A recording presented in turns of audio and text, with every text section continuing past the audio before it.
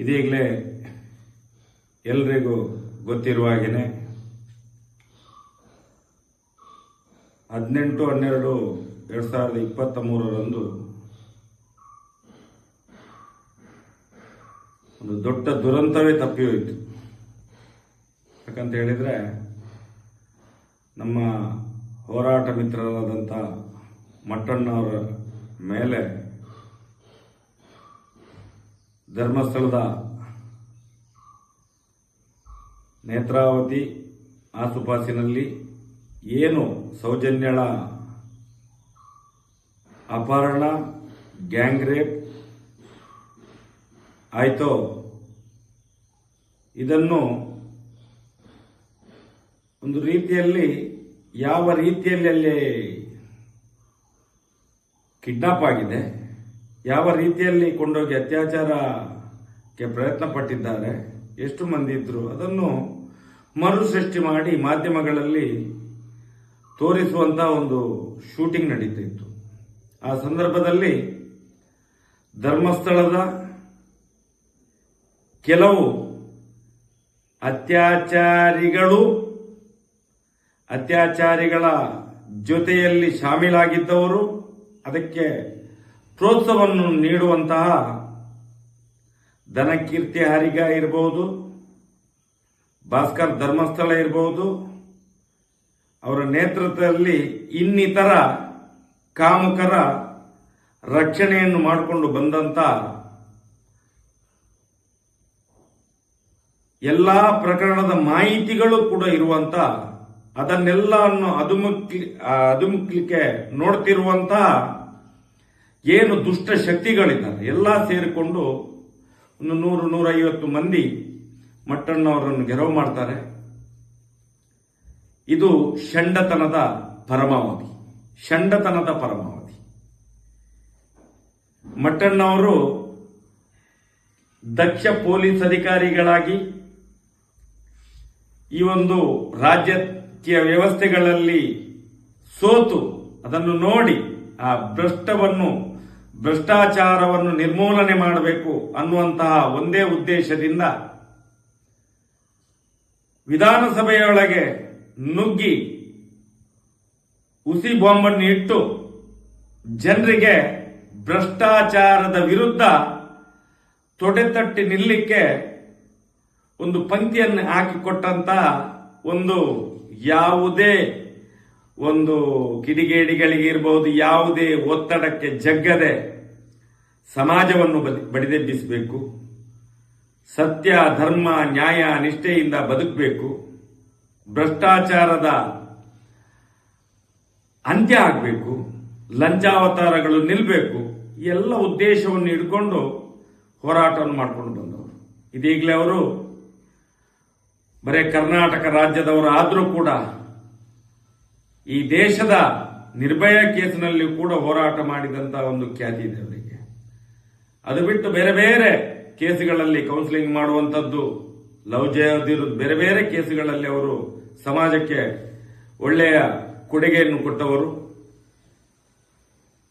ಇದೀಗಲೇ ಅವರು ಸೌಜನ್ಯದ ಹೋರಾಟದಲ್ಲಿ ಸತ್ಯ ಇದೆ, ನ್ಯಾಯ ಇದೆ, ಧರ್ಮ ಇದೆ ಅನ್ನುವಂಥ ದೃಷ್ಟಿಯಿಂದ ಆ ಹೋರಾಟಕ್ಕೆ ಧುಮುಕಿದವರು. ಏನಿವತ್ತು ಮಟ್ಟಣ್ಣವರ ಒಂದು ಹೋರಾಟದ ಕಿಚ್ಚು, ಅದರ ಜೊತೆಯಲ್ಲಿ ಡಾಕ್ಯುಮೆಂಟರಿ ಮಾಡ್ತಾ ಇದ್ದಾರೆ, ಸಂಶೋಧನೆಯನ್ನು ಮಾಡ್ತಾ ಇದ್ದಾರೆ. ಅತ್ಯಾಚಾರ ಹೇಗೆ ನಡೆದಿದೆ, ಯಾರ್ಯಾರು ಇದ್ದಾರೆ, ಯಾವ ರೀತಿಯಲ್ಲಿ ಆಗಿರಬಹುದು, ಯಾವ ಮನೆಗೆ ಕರ್ಕೊಂಡು ಹೋಗಿದ್ದಾರೆ, ಯಾವ ರೆಸಾರ್ಟಿಗೆ ಕರ್ಕೊಂಡು ಹೋಗಿದ್ದಾರೆ, ಇದನ್ನೆಲ್ಲ ಅವರು ಅಧ್ಯಯನ ಮಾಡ್ತಾ ಇದ್ದಾರೆ. ಈ ದೃಷ್ಟಿಯಲ್ಲಿ ಕೆಲಸ ಮಾಡುವಾಗ ನಾವೇನು ನಮಗೆ ಯಾವುದು ವಿಷಯ ಗೊತ್ತಿಲ್ಲ, ಜನರಿಗೆ ಗೊತ್ತಿಲ್ಲದವರಿಗೆ ಅದನ್ನು ಮರುಸೃಷ್ಟಿ ಮಾಡಿ ತೋರಿಸುವಂಥದ್ದು ನಮ್ದು ಜವಾಬ್ದಾರಿ. ಅದು ಬರೇ ಹೋರಾಟ ಅಂತ ಹೇಳಿದ್ರೆ ಬರೇ ಹೋರಾಟ ಮಾತ್ರ ಅಲ್ಲ, ಜನರಿಗೆ ಸತ್ಯವನ್ನು ಬಿತ್ತರಿಸುವಂತ ಕೆಲಸವೂ ಕೂಡ ಆಗುತ್ತೆ. ಈ ನಿಟ್ಟಿನಲ್ಲಿ ಹೋರಾಟ ಮಾಡುವಾಗ ಇಂಥ ಒಂದು ನೀಚ ಕೃತ್ಯಗಳು ಇದು ನಾವು ಸಹಿಸಿಕೊಳ್ಳುವಂಥದ್ದಲ್ಲ. ಮಟ್ಟಣ್ಣನವರ ಒಂದು ಕೂದಲಿಗೆ ಟಚ್ ಮಾಡ್ತಿದ್ರೆ ಆವತ್ತಿನ ಕಥೆಯೇ ಬೇರೆ ಇತ್ತು. ಸೌಜನ್ಯಳ ಹೋರಾಟ ಕಳೆದ 12 ವರ್ಷಗಳಿಂದ ನಡೀತಿದೆ. 12 ವರ್ಷಗಳಲ್ಲಿ ಯಾವುದೇ ಒಂದು ಅಹಿತಕರ ಘಟನೆಗಳಿಗೆ ಪ್ರಚೋದನೆಗೆ ನಾವು ಮನ್ನಣೆಯನ್ನು ಕೊಡಲೇ ಇಲ್ಲ. ಧರ್ಮದ ಆಧಾರದಲ್ಲಿ ಏನು ಅಲ್ಲಿ ನ್ಯಾಯದೇವತೆ ಅಣ್ಣಪ್ಪ ಸ್ವಾಮಿ ಇದ್ದಾರೆ, ಧರ್ಮದೇವತೆ ಮಂಜುನಾಥ ಸ್ವಾಮಿ ಇದ್ದಾರೆ, ಮಹಾಕಾಳ ಇದ್ದಾರೆ, ಅಲ್ಲಿ ಧರ್ಮ ದೇವತೆಗಳಿದ್ದಾರೆ. ಅದರ ಸ್ವಸ್ಥ್ಯವನ್ನು ಕಾಯಬೇಕು ನಮಗೆ. ಅದು ಧರ್ಮದ ತಲಾದಿ, ಅದನ್ನು ಕಾಯಬೇಕು. ಅದರ ಜೊತೆಯಾಗಿ ಏನು ಧರ್ಮಸ್ಥಳ ಗ್ರಾಮದಲ್ಲಿ ಅತ್ಯಾಚಾರಗಳು, ಕೊಲೆಗಳು, ಬೇರೆ ಬೇರೆ ರೀತಿಯ ಸಮಾಜಘಾತುಕ ಕೆಲಸಗಳಲ್ಲಿ ನಡೆದಿದೆ, ಅದನ್ನೆಲ್ಲ ಸಮಾಜದ ಮುಂದೆ ತಂದು ನ್ಯಾಯ ದೊರಕಿಸಬೇಕು ಅನ್ನುವಂಥದ್ದು ಒಂದೇ ಉದ್ದೇಶ ಇರುವಂಥದ್ದು.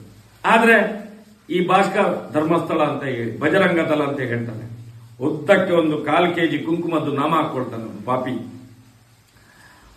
ಬೆಂಗಳೂರಲ್ಲಿ ಮೊಬೈಲ್ ಸೂಳೆಗಾರಿಕೆ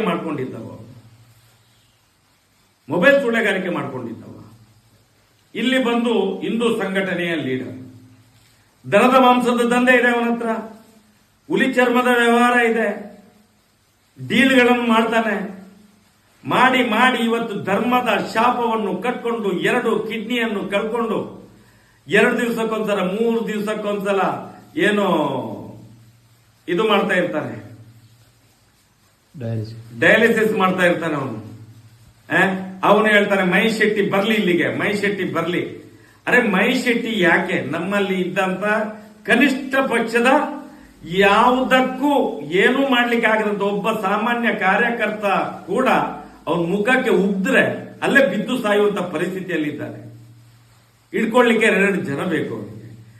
ಏನು ಬಿಟ್ಟಿ ಕಾಸು ಸಿಗ್ತದೆ ಅತ್ಯಾಚಾರಿಗಳ ಕಡೆಯಿಂದ, ಕಾಮಂದರುಗಳ ಕಡೆಯಿಂದ ಅಂತ ತಿಳ್ಕೊಂಡು ದುಡ್ಡಿನ ಆಸೆಗೋಸ್ಕರ ಏನೇನೋ ಮಾಡ್ಲಿಕ್ಕೆ ಹೊರಡ್ತಾನೆ ಅಂತ ಹೇಳಿದ್ರೆ, ಇಂಥವರನ್ನು ಮುಂದಿನ ದಿನಗಳಲ್ಲಿ ನಮ್ಮ ಹೋರಾಟ, ನಾವು ಕ್ರಾಂತಿಯುತವಾಗಿ ಹೋರಾಟಕ್ಕೆ ಇಳಿಯುವವರಲ್ಲ ನಾವು. ನಮ್ಗೆ ಆ ದೇವರ ದಯೆ ಇದೆ, ಮಂಜುನಾಥ ಸ್ವಾಮಿಯ, ಆ ನ್ಯಾಯದೇವತೆ ಅಣ್ಣಪ್ಪ ಸ್ವಾಮಿಯ ದಯೆ ಇದೆ. ಅವರು ಕೊಟ್ಟಂತ ಬುದ್ಧಿಯಲ್ಲಿ ನಾವು ಚಿತ್ತದಲ್ಲಿ ನಾವು ಆ ಕೆಲಸವನ್ನು ಮಾಡ್ತಾ ಇದ್ದೇವೆ. ನಮ್ಗೆ ಯಾರ ಮೇಲೆ ದ್ವೇಷ ಇಲ್ಲ, ನಮ್ಗೆ ಅತ್ಯಾಚಾರಿಗಳು ಬೇಕು. ಏನು ಸಮಾಜಘಾತಿಗಳು ಶಕ್ತಿಗಳು ಇದ್ದಾರಲ್ಲಿ ಅವರನ್ನು ನಾವು ರಕ್ಷಣೆ ಮಾಡೋದು. ಇವರು ಬರೇ ಬಕೆಟ್ ಇಟ್ಕೊಂಡು ಪುಕ್ಕಟೆ ಏನು ಒಂದು ನಮ್ಮಾಗೆ ರಕ್ತವನ್ನು ಬೆವರಾಗಿ ಇಳಿಸಿ ಹೊಟ್ಟೆಗೆ ಅನ್ನ ತಿಂದ್ರೆ ಆ ಸತ್ಯದ ಅರಿವು ಇರ್ತದೆ. ಈ ಪಾಪಿಗಳಿಗೆ ಏನು ಕಾಮುಕರನ್ನು ಅತ್ಯಾಚಾರಿಗಳನ್ನು ರಕ್ಷಣೆ ಮಾಡಲಿಕ್ಕೆ ಏನು ದುಡ್ಡುಗಳು ಬರ್ತಾವ ಅದನ್ನು ಹಿಡ್ಕೊಂಡು ಬರೇ ಬೊಗಳೆ ಬಿಡುವುದಲ್ಲ. ಅನೊಬ್ಬ ಹೇಳ್ತಾನೆ, ನಮ್ಮ ದೇವರು, ನಮ್ಮ ಅಪ್ಪ ನಮ್ಗೆ ದುಡ್ಡು ಕೊಟ್ಟವ, ನಮ್ಗೆ ಹೊಟ್ಟೆಗೆ ಅನ್ನ ಕೊಟ್ಟವ. ಅನ್ನ ಭಿಕ್ಷೆ ಬೇಡಿದ್ರೆ ಸಿಗ್ತದೆ ಈ ಪಾಪಿಗಳಿಗೆ. ಬಟ್ಟೆ ಹಾಕ್ಲಿ ಧರ್ಮಸ್ಥಳದಲ್ಲಿ ಆ ಗೇಟಿನ ಹತ್ರ ಬಟ್ಟೆ ಹಾಕಿ ಭಿಕ್ಷೆ ಬೇಡ್ಲಿ. ಇವರು ಏನು ಕೆಲಸ ಮಾಡಿ ದುಡಿದು ತಿನ್ಲಿಕ್ಕೆ ಆಗುದಿಲ್ಲ, ಇವರು ಸೋಮಾರಿಗಳಿಗೆ, ಅವರಿಗೆ ತಿನ್ಲಿಕ್ಕೆ ಆಗುದಿಲ್ಲ, ಇವರಿಗೆ ಪಾಪಿಗಳಿಗೆ. ಇವರಿಗೆ ಅವನೊಬ್ಬ ಆರಿಗೆ ಇದ್ದಾನೆ. ಕಳೆದ ಕೊರೋನಾದ ಸಂದರ್ಭದಲ್ಲಿ ಎನ್ಆರ್ ಪುರದಲ್ಲಿ ಹೋಗಿ ಒಂದು ಲಿಂಗಾಯತ ಸ್ವಾಮೀಜಿಯನ್ನು ಸ್ಲೋ ಪಾಯ್ಸನ್ ಕೊಟ್ಟು ಇವರು 5-6 ಮಂದಿ ಗಾಡಿಯಲ್ಲಿ ಹೋಗಿ, ಧರ್ಮಸ್ಥಳದವರೇ 5-6 ಮಂದಿ ಇದ್ದದ್ರಲ್ಲಿ ಅವರನ್ನು ಸ್ಲೋ ಪಾಯ್ಸನ್ ಹಾಕಿ ಕೊಲೆ ಮಾಡಿ, ಲಾಸ್ಟಿಗೆ ಕರೆಂಟ್ ಹೊಡೆದು ಸತ್ತದ್ದು ಅಂತ ಹೇಳಿ ಬಿಂಬಿಸಿ ಇಡೀ ಆ ಒಂದು ಲಿಂಗಾಯತ ಮಠದ ಜಾಗವನ್ನು ಕೂಡ ಎನ್ಆರ್ ಪುರದಲ್ಲಿ ಒಳಗೆ ಹಾಕಿದ್ದಾರೆ ಇವರು. ಅಲ್ಲಿ ಕೂಡ ಇವ್ರದ ವ್ಯವಸ್ಥೆ ಇರುವಂತದ್ದು, ಅದರಲ್ಲಿ ಕೂಡ ಈ ದನಕೀರ್ತಿ ಆರಿಗೆ ಇದ್ದಾರೆ. ಇವರೆಲ್ಲ ಸಮಾಜಕ್ಕೆ ಬೋಧನೆ ಮಾಡುವಂತ ಪಾಪಿಗಳು. ಮಟ್ಟಣ್ಣನವರ ಒಂದು ಕೂದಲಿಗೆ ಸರಿಸಮಾನ ಅಲ್ಲದ ಪಾಪಿಗಳು ಇವರೆಲ್ಲ. ನಾನು ಹೇಳುವಂತದ್ದು, ನಾನು ಇಷ್ಟ ತನಕ ಮಾತಾಡ್ಲಿಲ್ಲ. ನಿಮ್ಗೆ ಹೋರಾಟಕ್ಕೆ ಮಾಡ್ಲಿಕ್ಕೆ ಇದೆಯಾ? ನಿಮ್ಗೆ ಕಿಚ್ಚು ಹಚ್ಚಲಿಕ್ಕೆ ಇದೆಯಾ? ನಾವು ಹೋರಾಟ ಮಾಡುವಂತ ಜಾಗಗಳಲ್ಲಿ ಬಂದು ಮಾಡಿ ನೀವು, ಆಗ ಹೋರಾಟದ ಕಿಚ್ಚು ಏನು, ಸತ್ಯ ಏನು ಅಂತ ಗೊತ್ತಾಗ್ತದೆ. ಇವತ್ತು ಸೌಜನ್ಯ ಅನ್ನುವಂಥದ್ದು ಒಂದು ದೇವಿ ಸ್ವರೂಪಿಯಾಗಿ ಇವತ್ತು ಚಾಮುಂಡೇಶ್ವರಿಯ ಶಕ್ತಿಯನ್ನು ಪಡ್ಕೊಂಡು, ರಕ್ತೇಶ್ವರಿಯ ಶಕ್ತಿಯನ್ನು ಪಡ್ಕೊಂಡು, ಮಹಾಕಾಳಿಯ ಶಕ್ತಿಯನ್ನು ಪಡ್ಕೊಂಡು ಇವತ್ತು ಅವಳು ನಮ್ಮನ್ನು ಮುನ್ನಡೆಸ್ತಿದ್ದಾಳೆ. ನಮಗೂ ಯಾರ್ದು ಹಿಂಜರಿಕೆ ಇಲ್ಲ. ಅದು ಬಿಟ್ಟು ಇಂಥ ಕಾಮುಕರ ಅತ್ಯಾಚಾರಿಗಳ ನಮ್ಗೆ ಹೆದರಿಕೆನೇ ಇಲ್ಲ. ನಮ್ಗೆ ನಾನು ಹೇಳುವಂಥದ್ದು ಇವತ್ತು ಹೋರಾಟ, ನನ್ನ ಎಲ್ಲಾ ಸೌಜನ್ಯ ಪರ ಹೋರಾಟ ಮಿತ್ರರಿಗೆ ಹೇಳುವಂಥದ್ದು, ಇದು ಸತ್ಯದ ಹೋರಾಟ, ಇದು ಧರ್ಮದ ಹೋರಾಟ, ಇದು ನ್ಯಾಯದ ಹೋರಾಟ. ತಲೆಗೆ ಬುದ್ಧಿಯನ್ನು ಕೊಡಿ, ಕೈಕಾಲುಗಳಿಗೆ ಬುದ್ಧಿಯನ್ನು ಕೊಡಬೇಡಿ. ಶಕ್ತಿಯ ಪ್ರದರ್ಶನ ಅಲ್ಲ ನಮ್ದು, ಯುಕ್ತಿಯ ಪ್ರದರ್ಶನ ನಮ್ದು. ನಮಗೆ ನ್ಯಾಯ ಬೇಕು. ಈ ಸರ್ಕಾರ ನ್ಯಾಯ ತಂದು ಕೊಡಬೇಕು. ಈ ದೇಶದ ಕಾನೂನು ನ್ಯಾಯ ತಂದು ಕೊಡಬೇಕು. ಸತ್ಯ ಕಣ್ಣ ಎದುರುಗಡೆ ಇದೆ. 12 ವರ್ಷದಿಂದ ಹೇಳ್ತಾ ಇದ್ದೆ, ಬಿಚ್ಚಿ ಬಿಚ್ಚಿ ಬಿಚ್ಚಿ ಬಿಚ್ಚಿ ನಿಮ್ಗೆ ತೋರಿಸ್ತಾ ಇದ್ದೇವೆ ಆ ಅತ್ಯಾಚಾರದ ಒಳಗೆ ಇರುವಂತ ಎಷ್ಟು ಅಮಾಯಕ ಸಾಕ್ಷಿಗಳ ಕೊಲೆ ಕಣ್ಣಿಗೆ ಕಾಣುವಂತದ್ದಲ್ಲ. ಯಾಕೆ ತೀರ್ಮಾನ ತೆಗೊಳ್ಳುವುದಿಲ್ಲ? ನಾನು ಹೇಳುವಂತದ್ದು, ಇವತ್ತು ಸರ್ಕಾರ ಆದಷ್ಟು ಬೇಗ ತೀರ್ಮಾನವನ್ನು ತೆಗೊಳ್ಬೇಕು. ಆದಷ್ಟು ಬೇಗ ತೀರ್ಮಾನವನ್ನು ತೆಗೊಳ್ಬೇಕು. ಈ ದೇಶದ ಕಾನೂನಿನ ವ್ಯವಸ್ಥೆ ಇದನ್ನು ಆತ್ಮಾವಲೋಕನ ಮಾಡ್ಕೊಳ್ಳಿ. ನೀವು ಪೊಲೀಸ್ ಇಲಾಖೆ ಆತ್ಮಾವಲೋಕನ ಮಾಡ್ಕೊಳ್ಳಿ. ನೀವು ಏನ್ ತಪ್ಪು ಮಾಡ್ತಿದ್ದೇವೆ? ನಾವು ಹೋರಾಟ ಮಾಡಲಿಕ್ಕೆ, ಒಂದು ಪ್ರತಿಭಟನೆ ಮಾಡಲಿಕ್ಕೆ, ನಾವು ಒಂದು ಏನು ಸಾಮಾಜಿಕ ಹೋರಾಟ ಮಾಡಲಿಕ್ಕೆ ನಾವು ಸರ್ಕಾರಕ್ಕೆ ದುಡ್ಡು ಕಟ್ಟಬೇಕಾ? ಒಂದೊಂದು ಹೋರಾಟಕ್ಕೆ 70,000 ಕಟ್ಟಬೇಕು ಅಂತ ಕೇಳ್ತಾರೆ. ನಾನು ಸರ್ಕಾರಕ್ಕೆ ಕೇಳುವಂಥದ್ದು, ಏನ್ ಮಾಡ್ತಿದ್ದೀರಿ ನೀವು? ನಿಮ್ಮ ಪೊಲೀಸ್ ಇಲಾಖೆ ಒಂದು ಸೌಜನ್ಯನ, ಸಾಮಾಜಿಕ, ನ್ಯಾಯಯುತವಾದಂತ, ಸತ್ಯಯುತವಾದಂತ, ಧರ್ಮಾಧಾರಿತವಾದಂತ ಹೋರಾಟಕ್ಕೆ 70,000 ಕಟ್ಟಬೇಕು. ಒಂದು ಪೊಲೀಸ್ ಆಫೀಸರಿಗೆ 2,104 ರೂಪಾಯಿ ಸಂಬಳ ಕೊಡಬೇಕು ನೀವು 2 ದಿವಸದ್ದು. ಒಟ್ಟಿಗೆ 70,000 ರೂಪಾಯಿ ಆಗ್ತದೆ. ಅದನ್ನು ಸರ್ಕಾರಕ್ಕೆ ಕಟ್ಟಬೇಕು ನೀವು ಅಂತ ಕೇಳ್ತಾರೆ. ಏನು ನಮ್ದು ಖಾಸಗಿ ಕಾರ್ಯಕ್ರಮನ? ನಮ್ಮ ಮನೆಯ ಕಾರ್ಯಕ್ರಮನ? ನಮ್ಮ ಮದುವೆ ಹೋರಾಟಗಾರರಿದ್ದು ಮದುವೆ ಕಾರ್ಯಕ್ರಮನ? ಏನು ತಿಥಿ ಕಾರ್ಯಕ್ರಮ ಇದೆ ಅಲ್ಲಿ? ಯಾರು ತಿಥಿ ಮಾಡಿದ್ದಾರೋ ಅಮಾಯಕ ಅಬಲೆ ಬಾಲೆಯನ್ನು, ಅವರಿಗೆ ತಿಥಿ ಮಾಡ್ಲಿಕ್ಕೆ ಹೊರಟವರು ನಾವು. ಇದು ಸಾಮಾಜಿಕ ಹೋರಾಟ. ನಮ್ಮ ಹತ್ರ ಭಿಕ್ಷೆ ಬೇಡ್ತೀರಿ ನೀವು? ನಾನು ಈ ಸರ್ಕಾರವನ್ನು ಮನವಿ ಮಾಡುವಂತದ್ದು, ನಿಮ್ಮ ಏನು ಪೊಲೀಸ್ ಇಲಾಖೆ ಇದಕ್ಕೆ ಇದೆ, ಅದಕ್ಕೆ ಸರಿಯಾದ ಮಾರ್ಗದರ್ಶನವನ್ನು ಕೊಡಿ. ಮಾರ್ಗದರ್ಶನವನ್ನು ಕೊಡಿ. ನಾವೇನು ಕೈಯಲ್ಲಿ ಆಗದವರಲ್ಲ. ನಾವು ನಮ್ಮನ್ನು ಶಾಂತಿಯನ್ನು ಬಿಟ್ಟು ಕ್ರಾಂತಿಗೆ ನೀವು ತಳ್ತಾ ಇದ್ದೀರಿ. ಸಂಬಂಧಪಟ್ಟ ಸರ್ಕಾರಗಳು, ಸರ್ಕಾರಿ ಅಧಿಕಾರಿಗಳು ಇದಕ್ಕೆ ಜವಾಬ್ದಾರರಾಗ್ತಾರೆ. ನಾವು ಮಾಡಿದ ತಪ್ಪುಗಳಲ್ಲ. ಇಡೀ ಸೌಜನ್ಯಳ ಪ್ರಕರಣದ ಸಾಕ್ಷಿಗಳನ್ನು ನಾಶ ಮಾಡಿದಂತವರೇ ಪೊಲೀಸ್ ಇಲಾಖೆ. ಅದೇ ಪೊಲೀಸ್ ಇಲಾಖೆ ನಮಗೆ ಇವತ್ತು ಸತ್ಯದ ಹೋರಾಟವನ್ನು ಮಾಡಲಿಕ್ಕೆ ಪರ್ಮಿಷನ್ ಕೊಡಬೇಕಾದ್ರೆ 70,000 ರೂಪಾಯಿ ಕಟ್ಟಿ ಅಂತ ಹೇಳ್ತಾರೆ. ಡಿಆರ್ ಇಂದ ಬಂದ ಪೊಲೀಸರಿಗೆ ಇಷ್ಟು ಸಂಬಳ, ಸ್ಟೇಷನ್ ಪಿಸಿಗಳಿಗೆ ಇಷ್ಟು ಸಂಬಳ, PSIಗೆ ಇಷ್ಟು ಸಂಬಳ, ಸರ್ಕಲ್ ಇನ್ಸ್ಪೆಕ್ಟರ್ಗೆ ಇಷ್ಟು ಸಂಬಳ, 2 ದಿವಸಕ್ಕೆ 70,000 ಕಟ್ಟಿ. ಯಾವ ನ್ಯಾಯ ಬಂಧುಗಳಿದು? ಸಾಮಾಜಿಕ ಹೋರಾಟಕ್ಕೆ ಸರ್ಕಾರಕ್ಕೆ ದುಡ್ಡು ಕಟ್ಟಬೇಕಾ? ಆದ್ರೆ ನಾವು ಕಟ್ಟಿದಂತ ಟ್ಯಾಕ್ಸ್ ಎಲ್ಲಿದೆ ಬಂಧುಗಳೇ? ಸರ್ಕಾರಕ್ಕೆ ಟ್ಯಾಕ್ಸ್ಗಳನ್ನು ಕಟ್ಟದೆ, RBIಗೆ ಟ್ಯಾಕ್ಸ್ಗಳನ್ನು ಕಟ್ಟದೆ, ಸಾರ್ವಜನಿಕರ ದುಡ್ಡನ್ನು ಬಡ್ಡಿಯ ರೂಪದಲ್ಲಿ ಹೊಡೆದಂತವರಿಗೆ ಯಾವ ಶಿಕ್ಷೆ ಕೊಡ್ತೀರಿ ನೀವು? ಸಾವಿರ ಎಕರೆ ಸರ್ಕಾರಿ ಭೂಮಿಗಳನ್ನು ಒತ್ತುವರಿ ಮಾಡಿ ಕೊಟ್ಟಿದ್ದೀರಲ್ಲ ಸರ್ಕಾರಗಳು. ಅವ್ರು ಯಾರು? ನಿಮ್ಮ ಸಂತಾನದವರು, ನಿಮ್ಮ ಕುಟುಂಬದವರು. ಮಹಾದೇವ ಕೂಡ ಅಂತ ತಪ್ಪುಗಳನ್ನು ತುಂಬಾ ಸತ್ಯ ಮಾಡಿದ್ದಾರೆ. ಮಹಾದೇವ ಕೂಡ ಅಂತ ತಪ್ಪುಗಳನ್ನು, ಈಶ್ವರ ದೇವರು ಕೂಡ ಅಂತ ತಪ್ಪುಗಳನ್ನು ತುಂಬಾ ಸತ್ಯ ಮಾಡಿದ್ದಾರೆ. ಅವರು ಮಾಡಿದ್ದಾರೆ. ಮಾಡಿಯೂ ಕೂಡ ಅಂತವರನ್ನು ಹೇಗೆ ನಾಶ ಮಾಡಬೇಕು ಅಂತ ಕೂಡ ಅವರಿಗೆ ಗೊತ್ತಿತ್ತು. ಅದು ತಂತ್ರ ಉಂಟು. ನೀವೇನ್ ಮಾಡ್ತಿದ್ದೀರಿ? ಬೆಳೆಸುವಷ್ಟು ಬೆಳೆಸಿದ್ದೀರಿ. ಇವತ್ತೇನಾಗಿದೆ? ಏನಾಗಿದೆ? ದೀನ ದಲಿತರಿಗೆ ಬದುಕದಂತ ವಾಸ್ತವ ಸ್ಥಿತಿಯನ್ನು ನಿರ್ಮಾಣ ಮಾಡ್ತಿದ್ದೀರಿ. ಸಾಲದ ಮೇಲೆ ಸಾಲ, ಸಾಲದ ಮೇಲೆ ಸಾಲ, ಸಾಲದ ಮೇಲೆ ಸಾಲ, ಹೊರೆಗಳನ್ನು ಮಾಡ್ತಿದ್ದೀರಿ. ಸರ್ಕಾರಿ ದೇವಸ್ಥಾನವನ್ನು ಅವರ ಹೆಸರಿಗೆ ಮಾಡಿಕೊಟ್ಟಿದ್ದೀರಿ. ಆ ಜಾಗವನ್ನು, ದೇವರ ಜಾಗವನ್ನು ಅವರ ಹೆಸರಿಗೆ ಮಾಡಿಕೊಟ್ಟಿದ್ದೀರಿ. ಸಾಕಾಗುದಿಲ್ಲ ನಿಮ್ಗೆ? ಇನ್ನು ಆಡಳಿತ ಮಾಡಿದಂತಹ ರಾಜಕೀಯ ವ್ಯಕ್ತಿಗಳಿಗೆ ಸಾಕಾಗುದಿಲ್ವಾ? ಅದೇ ದುಡ್ಡಿನಿಂದ ಇವತ್ತು ಕೊಲೆಗಳ ಮೇಲೆ ಕೊಲೆಗಳು, ಸಾಕ್ಷಿನಾಶದ ಹಿಂದೆ ಸಾಕ್ಷಿನಾಶ, ಅತ್ಯಾಚಾರದ ಹಿಂದೆ ಅತ್ಯಾಚಾರ. ಏನಿದು ಭವ್ಯ ಭಾರತವ ಇದು? ಹೇಳ್ತೇವೆ ನಾವು ಭಾರತ ಮಾತೆ, ಭಾರತ್ ಮಾತೆ, ಭಾರತ್ ಮಾತೆ, ಭಾರತ್ ಮಾತೆ. ಎಲ್ಲಿ ಭಾರತ್ ಮಾತೆ? ಯಾರಿಗೆ ಬೋಧನೆ ಮಾಡ್ತೀರಿ ನೀವು? ನಮ್ಮನ್ನೇ ಹೇಳ್ತೀರಿ ಹಿಂದೂ ವಿರೋಧಿಗಳಂತ ಹೇಳಿ. ಸತ್ಯ ಮಾತಾಡಿದ್ರೆ ಹಿಂದೂ ವಿರೋಧಿಗಳೇ, ಸನಾತನ ಹಿಂದೂ ಧರ್ಮದ ಬಗ್ಗೆ ಮಾತನಾಡಿದ್ರೆ ಅದು ಹಿಂದೂ ವಿರೋಧಿ ಆಗ್ತದೆ. ಆಗಲ್ಲ. ನಾನು ಕೇಳುವಂತದ್ದು ನಿಮ್ಮ ಇಲಾಖೆಗಳು, ಯಾವುದೇ ಇಲಾಖೆ, ಇಂಟೆಲಿಜೆನ್ಸ್ ಇರಲಿ, ಪೊಲೀಸ್ ಇಲಾಖೆ ಇರಲಿ, ಸತ್ಯದ ಅನ್ವೇಷಣೆಯನ್ನು ಮಾಡಿ ಕಳಿಸಿ, ಒಳ್ಳೆಯ ರಿಪೋರ್ಟ್ಗಳನ್ನು ಕಳಿಸಿ. ಇಲ್ಲಿ ವಾಸ್ತವ ಸ್ಥಿತಿ ಏನು ನಡೀತಿದೆ, ಇಲ್ಲಾದ್ರೆ ಮುಂದಿನ ದಿನಗಳಲ್ಲೂ ನಿಮಗೂ ಕೂಡ ಕಾದಿದೆ ಅಣ್ಣಪ್ಪ ಮಂಜುನಾಥ ಸ್ವಾಮಿಯ ಶಾಪ. ನಾವು ನಡೆಯುತ್ತಿರುವಂತಹ ಸತ್ಯದ ಶಾಪ ನಿಮಗೆ ತಟ್ಟದೆ. ನಿಮಗೆ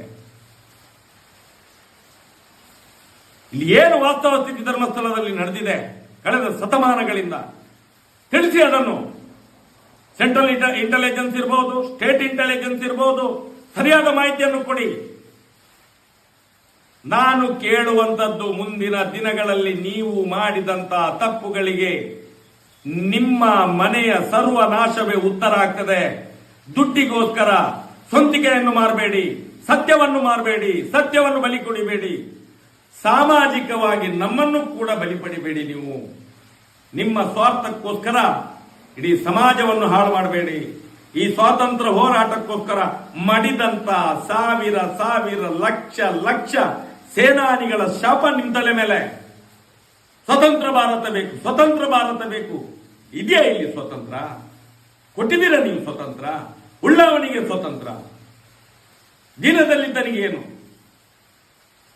ನಾನು ಹೇಳುವಂತದ್ದು, ನೀವುಗಳು ಮಾಡಿದಂತಹ ಸರ್ಕಾರಿ ಸಂಬಳವನ್ನು ತಿಂದು, ಸರ್ಕಾರಿಗೆ ದುಡ್ಡು ಎಲ್ಲಿಂದ ಬರುವುದು? ನಾವು ಕಟ್ಟಿದಂತ ಟ್ಯಾಕ್ಸಸ್, ಕೂಲಿ ಕೆಲಸ ಮಾಡಿರ್ಬೋದು, ಬೇರೆ ಬೇರೆ ರೀತಿಯಲ್ಲಿ ನಾವು ಟ್ಯಾಕ್ಸ್ಗಳನ್ನು ಕಟ್ತೇವೆ. ಆ ಸರ್ಕಾರದ ಸಂಬಳವನ್ನು ಸರ್ಕಾರಕ್ಕೆ ಬಂದು ಅಲ್ಲಿಂದ ಸರ್ಕಾರದಿಂದ ನೀವು ಸಂಬಳವನ್ನು ಪಡ್ಕೊಂಡು ಪುನಃ ನಮ್ಮನ್ನೇ ತೇಜೋವಧೆ ಮಾಡುವಂಥದ್ದು, ನಮ್ಮನ್ನೇ ಒಂದು ಸನಾತನ ಧರ್ಮದ ವಿರೋಧಿಗಳಂತ ಹೇಳಿ ಕರೆಸುವಂಥದ್ದು. ಇಂಥ ಪಾಪಕ್ಕೆ ಕೈ ಹಾಕಬೇಡಿ. ನಿಮ್ಮ ಹೆಂಡತಿ ಮಕ್ಕಳಿಗೂ ಕೂಡ ಶಾಪ. ನಾವು ಸನಾತನ ಧರ್ಮದ ಒಂದೊಂದು ಅಕ್ಷರವನ್ನು ಪಾಲನೆ ಮಾಡುವಂತವರು. ನಾವು ಏನು ಮಹಾಭಾರತ ಇರ್ಬೋದು, ರಾಮಾಯಣ ಇರ್ಬೋದು, ಪುರಾಣ ಇರ್ಬೋದು, ಇತಿಹಾಸಗಳನ್ನಿರ್ಬೋದು, ಅದನ್ನು ಅರಗಿಸಿಕೊಂಡು ಇವತ್ತು ಹೋರಾಟವನ್ನು ಮಾಡ್ತಿರುವವರು ನಾವು. ನಾವೇನು ಧರ್ಮ ವಿರೋಧಿಗಳಲ್ಲ, ನಾವು ದೇವರ ವಿರೋಧಿಗಳಲ್ಲ. ನಾವು ಇದನ್ನು ಹೇಳುವಂತದ್ದು. ಹೋರಾಟ ಮುಂದಿನ ದಿನಗಳಲ್ಲಿ ಹೇಗೆ ಇರ್ತದೆ ಅಂತ ಹೇಳಿದ್ರೆ, ಬರೇ ಮಟ್ಟಣ್ಣನವರಿಗೆ ಗೆರವು ಮಾಡಿದ ತಕ್ಷಣ ಹೋರಾಟ ನಿಲ್ಲುವುದಿಲ್ಲ ಸ್ವಾಮಿ. ಹೋರಾಟದ ಕಿಚ್ಚು ಇನ್ನು ಮುಂದೆ ಇರುವಂತದ್ದು. ತಾಕತ್ತಿದ್ರೆ ಮುಂದೆ ಬನ್ನಿ, ಹೋರಾಟವನ್ನು ನಿಲ್ಲಿಸಿ. ನೀವು ತಾಕತ್ತಿದ್ರೆ ನಿಲ್ಲಿಸಿ. ನಿಮ್ಮ ಹತ್ರ ರಾಜಕೀಯ ಬಲ ಇರ್ಬೋದು, ಹಣ ಬಲ ಇರ್ಬೋದು, ಧನ ಬಲ ಇರ್ಬೋದು, ಬೇರೆ ಬೇರೆ ರೀತಿಯ ಬಲಗಳಿರ್ಬೋದು. ಆದ್ರೆ ಸತ್ಯದ ವಿರುದ್ಧ ಇದೆಲ್ಲ ಸರ್ವನಾಶ ಆಗಿ ಹೋಗ್ತದೆ ಮುಂದಿನ ದಿನಗಳಲ್ಲಿ. ಏನು ಒಂದು ತಪ್ಪಾದ್ರೆ ನಡಿಬೋದಿತ್ತು. ಇಂಥ 1000 ತಪ್ಪುಗಳ ಸರಮಾಲೆ ಇದೆ ನಿಮ್ಮ ಮೇಲೆ. ಇಷ್ಟ ತನಕ ಯಾವುದೇ ಸರ್ಕಾರ ಇರಬಹುದು, ಈ ದೇಶದ ಕಾನೂನು ಇರಬಹುದು, ಈ ದೇಶದ ಇಲಾಖೆಗಳಿರ್ಬಹುದು, ಒಂದೇ ಒಂದು FIR ಅವರುಗಳ ಮೇಲೆ ಮಾಡ್ಲಿಕ್ಕೆ ನಿಮ್ಮಿಂದ ಆಗ್ಲಿಲ್ಲ ಅಂತ ಹೇಳಿದ್ರೆ, ಇದು ಮಾನಗೆಟ್ಟ, ಲಜ್ಜೆಗೆಟ್ಟ, ನಾಚಿಕೆ ಕೆಟ್ಟಂತ ಸರ್ಕಾರಗಳು, ಆಡಳಿತಗಳು ಅಂತ ಹೇಳುವುದಕ್ಕೆ ನಾನೇನು ಹಿಂಜರಿಯುವುದಿಲ್ಲ. ಇವತ್ತು ಬೆಳೆಸಿದ್ದೀರಿ ನೀವು. ಅದೇ ಏನು ಈಶ್ವರದವರು ಹೇಳ್ತಾರೆ, ಲಾಸ್ಟ್ಗೆ ರಾಕ್ಷಸ ಹೇಗೆ ಅವನ ತಲೆ ಮೇಲೆ ಭಸ್ಮಾಸುರ ಹೇಗೆ ಸತ್ತ, ಅದೇ ರೀತಿ ಬರ್ತದೆ ನಿಮ್ಮ ತಲೆ ಮೇಲೆ ಕೂಡ. ನೀವು ಮಾಡಿದ ಪಾಪಿಗಳು ಕೂಡ ಭಸ್ಮಾಸುರನಾಗೆಯೇ ನಿಮ್ಮದು ಕೂಡ ಅಂತ್ಯ ಆಗ್ತದೆ. ಯಾರೆಲ್ಲ ಅತ್ಯಾಚಾರಿಗಳ ಜೊತೆ, ಕಾಮುಕರ ಜೊತೆ, ಕಾಮಂದರ ಜೊತೆ ಕೈ ಮಿಲಾಯಿಸಿದ್ದೀರಾ ಅಂತ ಯಾವುದೇ ರಾಜಕೀಯ ವ್ಯಕ್ತಿಗಳು ಉಳಿಯುವುದಿಲ್ಲ, ಸರ್ಕಾರಿ ಅಧಿಕಾರಿಗಳು ಉಳಿಯುವುದಿಲ್ಲ, ಯಾರೂ ಉಳಿಯುವುದಿಲ್ಲ. ಈ ಎಚ್ಚರಿಕೆ ಇರಲಿ ನಿಮಗೆ. ನಾವೇನು ಸುಮ್ಮನೆ ಕೂತಿದ್ದೆ ಅಂತ ಹೇಳಿ ನಮ್ಮ ಮೇಲೆ ನಿಮ್ಮ ಡೊಂಬರಾಟವನ್ನು ಮಾಡಲಿಕ್ಕೆ ಹೊರಟ್ರೆ ಖಂಡಿತವಾಗಿ ನಾವು ಬಿಡುವುದಿಲ್ಲ. ನಾವು ನಮ್ಮ ಶಾಂತಿಯುತ ಹೋರಾಟಕ್ಕೆ ನಾವು ಸರ್ಕಾರದಲ್ಲಿ ಮನವಿ ಮಾಡಿಕೊಳ್ಳುವಂಥದ್ದು, ಪೊಲೀಸ್ ಅಧಿಕಾರಿಗಳಿಗೂ ಮನವಿ ಮಾಡಿಕೊಳ್ಳುವಂಥದ್ದು, ಶಾಂತಿಯುತವಾದಂತಹ ಹೋರಾಟವನ್ನು ಶಾಂತಿಯುತವಾಗಿ ನಡಿಲಿಕ್ಕೆ ಬಿಡಿ. ಅದನ್ನು ಕ್ರಾಂತಿ ಮಾಡಲಿಕ್ಕೆ ಎಲ್ಲಾದ್ರೂ ನಾವು ಹೊರಟೆ ಅಂತ ಹೋದ್ರೆ ಅದಕ್ಕೆ ಕಾರಣಕರ್ತರು ನೀವು ಆಗ್ತೀರಿ. ನೀವುಗಳು ಸಾಕಿದಂತ ಪಾಪದ ಕೂಸುಗಳು ಇವತ್ತು ಮಾಡುವಂತ ಅವಾಂತರಕ್ಕೆ ಇಡೀ ಸಮಾಜವನ್ನು ಬಲಿ ಕೊಡಬೇಡಿ. ಇಡೀ ಸಮಾಜವನ್ನು ಬಲಿ ಕೊಡಬೇಡಿ. ಅದಕ್ಕೋಸ್ಕರ ಬರೇ ಮಟ್ಟಣ್ಣನವರು ಮಾತ್ರ ಅಲ್ಲ, ನಮ್ಮ ಹೋರಾಟದಲ್ಲಿ ಎಲ್ಲೆಲ್ಲಿ ಏನೇನು ಆಗ್ತಿದೆ ಅನ್ನುವಂಥದ್ದನ್ನು ನಾನು ಬಹಳ ಸೂಕ್ಷ್ಮವಾಗಿ ಗಮನಿಸ್ತಿದ್ದೇವೆ. ನಾವು ಗೊತ್ತಿದೆ ನಮ್ಗೆ ಏನು ಮಾಡಬೇಕು ಮುಂದಿನ ದಿನಗಳಲ್ಲಿ ಅಂತೇಳಿ. ನೀವು ಯೋಚನೆ ಮಾಡಿರೋದು, ನಾವು ಇಡೀ ರಾಜ್ಯದ ದೇಶದ ಒಳಗಡೆ ನಮ್ಮ ಟೀಮ್ಗಳನ್ನು ರೆಡಿ ಮಾಡ್ತಾ ಇದ್ದೇವೆ. ನ್ಯಾಯ ನಮ್ಗೆ ಸಿಕ್ಕೇ ಸಿಗಬೇಕು. ಇಲ್ಲ ಅಂತ ಹೇಳಿದ್ರೆ ಮುಂದಿನ ದಿನಗಳಲ್ಲಿ ನ್ಯಾಯವನ್ನು ಕಿತ್ಕೊಳ್ತೇವೆ ನಾವು, ಧರ್ಮವನ್ನು ಸ್ಥಾಪನೆ ಮಾಡ್ತೇವೆ ನಾವು. ಇದು ನಮ್ಮ ಉದ್ದೇಶ ಇರುವಂತದ್ದು. ಬರೇ ಎದುರಿಸಿ ಬೆದರಿಸಿದ್ರೆ ನಾವು ಬಗ್ಗುವವರಂತಲ್ಲ. ಈ ಎಚ್ಚರಿಕೆ ನಿಮ್ಗೆ ಇರಲಿ ಅನ್ನುವಂತ ಮಾತನ್ನು ಹೇಳ್ತೇನೆ ನಾನು. ಮುಂದಿನ ದಿನಗಳಲ್ಲಿ ಹೋರಾಟಗಾರ ಮಿತ್ರರಿಗೆ ಯಾರು ವಿಚಲಿತರಾಗುವಂತಹ ಪ್ರಶ್ನೆಯೇ ಇಲ್ಲ. ಯಾರು ಕೂಡ ಮುಂದಿನ ದಿನಗಳಲ್ಲಿ ನಮ್ಮ ಹೋರಾಟ ಇದಕ್ಕಿಂತ ಡಬಲ್ ಪಟ್ಟಾಗಬೇಕು. ಇವತ್ತು ರಾಜ್ಯದ ಒಳಗಡೆ, ರಾಷ್ಟ್ರದ ಒಳಗಡೆ ಕೆಲವು ಕಡೆ ಹೋರಾಟವನ್ನು ಮಾಡ್ತಿದ್ದೇವೆ. ಮುಂದೆ ಜಂತರ್ ಮಂತರ್ನಲ್ಲೂ ಕೂಡ ಹೋರಾಟಕ್ಕೆ ಸಿದ್ಧತೆಯನ್ನು ನಾವು ಮಾಡ್ತಾ ಇದ್ದೇವೆ, ಮಾಡಿಯೇ ಮಾಡ್ತೇವೆ ನಾವು ಅಂತ ಹೇಳುತ್ತಾ, ಯಾರು ಕೂಡ ಹಿಂಜರಿಯುವಂತಹ ಪ್ರಶ್ನೆ ಇಲ್ವಾ. ಇಡೀ ಹೋರಾಟಗಾರರು ನಾವೆಲ್ಲ ಒಂದೇ ತಾಯಿಯ ಮಕ್ಕಳಾಗೆ ಜಾತಿ, ಧರ್ಮ, ಕುಲ, ಗೋತ್ರ ಎಲ್ಲವನ್ನು ಬಿಟ್ಟು ಸನಾತನ ಹಿಂದೂ ಧರ್ಮದ ಪ್ರತಿಪಾದನೆಗಾಗಿ ಒಗ್ಗಟ್ಟಾಗಿ ನಾವು ಹೋರಾಟವನ್ನು ಮಾಡುವಂತ ಹೇಳ್ತಾ ನನ್ನ ಮಾತನ್ನು